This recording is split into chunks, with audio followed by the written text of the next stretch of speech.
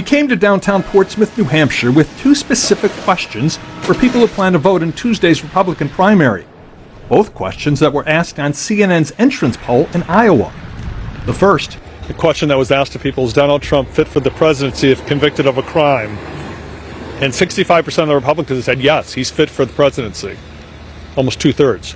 How do you feel about that? Is he fit if he's convicted of one of these crimes? I do feel as though he is still fit to be president of the United States, yes.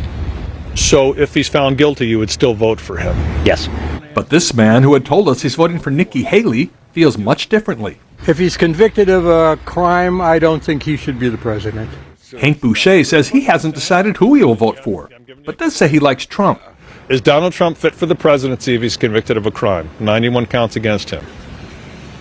I would say yes, because I don't think there's any legitimate things that they're charging him for. Why is that?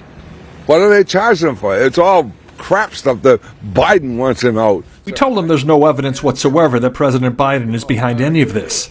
But Hank Boucher is sticking with what he believes. So Biden's going to do anything and everything he can do to get him out. Then there is the second question from CNN's entrance poll, also showing nearly two-thirds of Iowa caucus goers siding with Trump. You're voting for Donald Trump.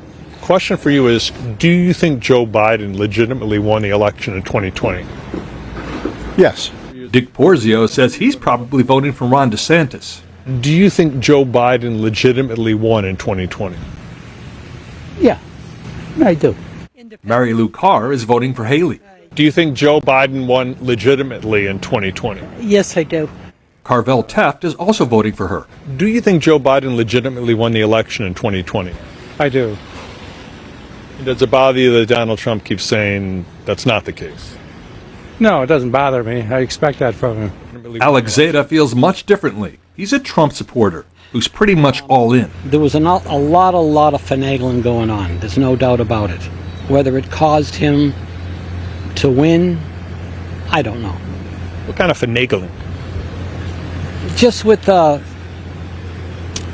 voters, stealing of ballots, I think, hearing things about trucks carrying ballots from here to here. You're not telling what you're saying. You're talking about hearing about these things. Well, seeing them on TV, seeing them take... And seeing things, but there's no evidence of that. It's something that Donald Trump keeps talking about and saying, but there's no evidence of any widespread fraud.